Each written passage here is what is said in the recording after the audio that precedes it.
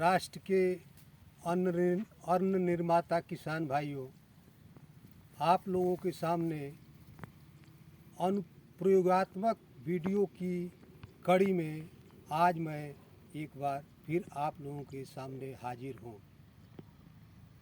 भाइयों, मेरे पास बहुत सारे किसानों ने व्यक्तिगत संपर्क किया, कुछ ने मुझसे जो है मेरे फ़ोन पर संपर्क किया, कुछ ने मुझको कमेंट किया कि सर हमारे खेत की बालियाँ सफ़ेद पड़ रही हैं। आज मैं आपके सामने इसी बिंदु पर चर्चा करूंगा। किसान भाइयों, जब मैंने भी खेती की शुरुआत की थी तो परंपरागत तरीके से जो किसानों का मैंने देखा वही काम मैं भी करता था। तत्पश्चात मैंने कृषि विभाग से विशेषज्ञों से सलाह लेने के पश्चात मैं एक नई तकनीक अपनाया। जब मेरा पौधा गाभा अर्थात रेड़ा की स्थिति में आता है तो मैं परंपरागत खेती के तरीके से हटकर मैं नाइट्रोजन अर्थात यूरिया खाद की ट्रैप ड्रेसिंग नहीं करता हूँ। उसके जगह पर किसान भाइयों, पौधों को नाइट्रोजन अर्थात यूरिया खाद की आवश्यकता नहीं होती है।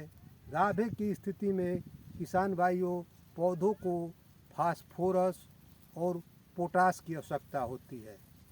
फास्फोरस पौधे की जड़ के विकास करता है, पौधे के तना को मजबूती देता है। पोटास का काम होता है पौधे के तनाव की स्थिति को ख़त्म करना, बालियाँ सुदृढ़ बनाना, दानों में चमक लाना।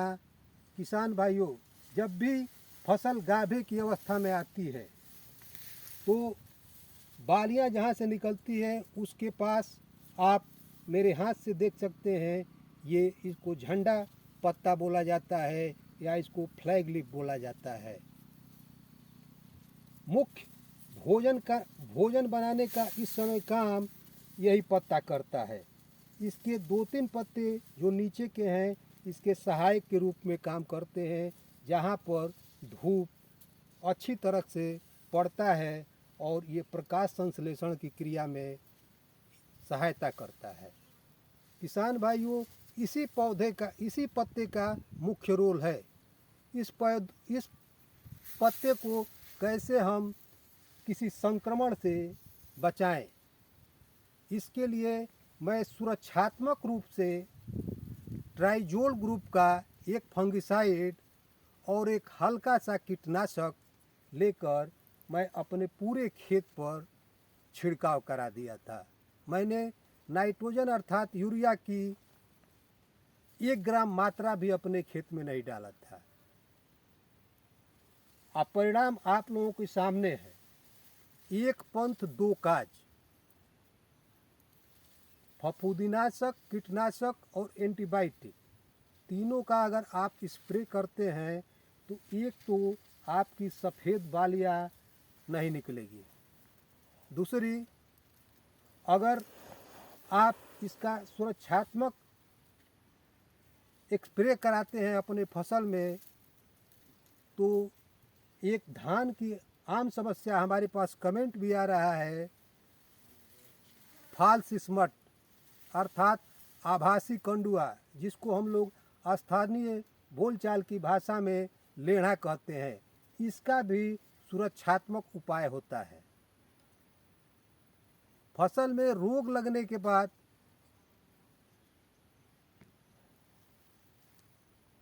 तगड़ी दवाइयाँ देनी पड़ती है, डोज बढ़ाना पड़ता है। तो भाइयों, क्यों न हम पहले से ही सतर्क होके कम खर्चे में अपनी फसल को बेहतर बनाएं। भाइयों, आप लोगों से मेरा ये भी अनुरोध है कि आप अगर अपनी फसल में कुछ एरिया में मेरा अनुभव प्रयोग करना चाहते हैं तो मैं आपसे गुजारिश करूंगा कि आप लोग अगर पहली बार कर रहे हैं तो ट्राइजोल ग्रुप के फंगिसाइड पर मत जाइएगा। आप सिंपल सा कोई सा फंगिसाइड ले लीजिएगा और सिंपल सा कोई कीटनाशक ले लीजिएगा। दोनों को अलग अलग बाल्टी में घोल बनाइएगा। एक बाल्टी में घोल बनाने की गलती मत करिएगा। परिणाम आपको जैसा चाहिए वैसा नहीं मिलेगा। भाइयों, आपके सामने मेरी फसल लगी हुई है, कहीं आपको सफ़ेद बालियां नहीं दिखाई पड़ेगी।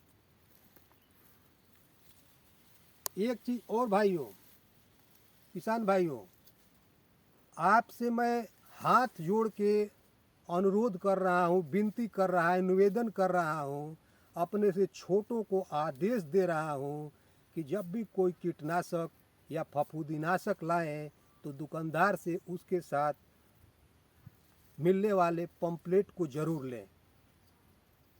और पंपलेट में आप पढ़िए 1 लीटर पानी में कितने मिलीमीटर या कितने ग्राम दवा को मिलाया जाएगा, क्योंकि आप अपने से छिड़काव करेंगे नहीं, दवा छींटने वालों को बुलाएंगे, वो कम पानी में ही पूरी दवा का जो है दुकानदार आपको आपके खेत के रकबे के अनुसार पूरी डोज दे देगा। आपको सावधान रहना है भाइयों। दवाइयाँ क्यों कारगर नहीं हो रही हैं, इसका सबसे बड़ा कारण यही है कि रकबे का पूरा डोज बहुत कम पानी में छिड़काव कर देने से उस रोग या खरपतवार की प्रतिरोधात्मक क्षमता इतनी बढ़ जा रही है कि दवाइयाँ निष्फल हो रही हैं। किसान भाइयों, अंत में मैं यही कहूँगा कि आप अपने पूरे रकबा पर नहीं तो कुछ रकबा पर मेरा ये प्रयोग करके देखें। अगर आपको मेरा प्रयोग अच्छा लगे, आपको पैदावार से संतोष हो, तो आप पूरे रकबा पर आप लोग अब इस मेरे फार्मूले को आप लोग प्रयोग करें। किसान भाइयों, अंत में मैं आप लोगों से यही गुजारिश करूंगा कि दवाई का रकबे का डोज कम पानी में छिड़काव मत करिए। कभी भी 2 दवाइयों को एक बाल्टी में मिलाने की गलती मत करिए। दवाइयों का कारगर तरीके से काम न करना सबसे बड़ा कारण हमने जो है अपने आसपास में देखा। जिस तरह से दवाइयाँ छिड़काव की जाती हैं उसका सबसे बड़ा कारण हमको यही मिला। अंत में किसान भाइयों, मैं अगली वीडियो में चने की खेती की बुआई के समय रखे जाने वाली सावधानियां पर प्रकाश डालूंगा। वो वीडियो बहुत जल्द आपके सामने मैं लेकर आऊँगा। किसान भाइयों, अंत में मेरा आपसे निवेदन है कि आप कृपया करके मेरे अनुभव को अपने तक पहुंचाने के लिए आप लोग मेरे चैनल को सब्सक्राइब करें, लाइक करें, अधिक से अधिक किसान मित्रों तक शेयर करें, जिससे कि वो मेरे प्रयोगात्मक खेती के तरीके से वो लोग परिचित हों। अंत में किसान भाइयों, खेती मेरा स्वाभिमान। जय जवान, जय किसान।